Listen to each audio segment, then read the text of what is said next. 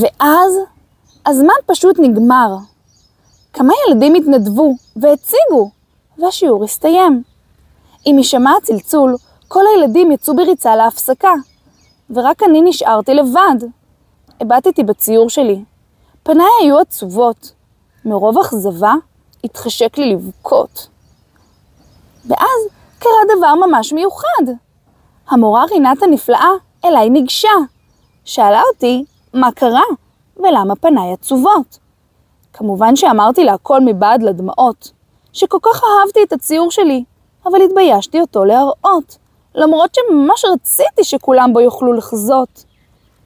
המורה רינת הסתכלה עליי כשחיוך על פניה, ואמרה שבפעם הבאה שארצה להשתתף ורגשות כמו בושה ופחד בי יעלו, כל שאצטרך לעשות זה להרים טיפה את היד, והיא תבין אותי מיד, ולי תוכל לעזור. זה גרם לי לתחושת ביטחון, והבטחתי לעצמי שבפעם הבאה, בעזרת מורתי החביבה, אעזור אומץ, אתנדב ואציג את הציור בפני כל הכיתה.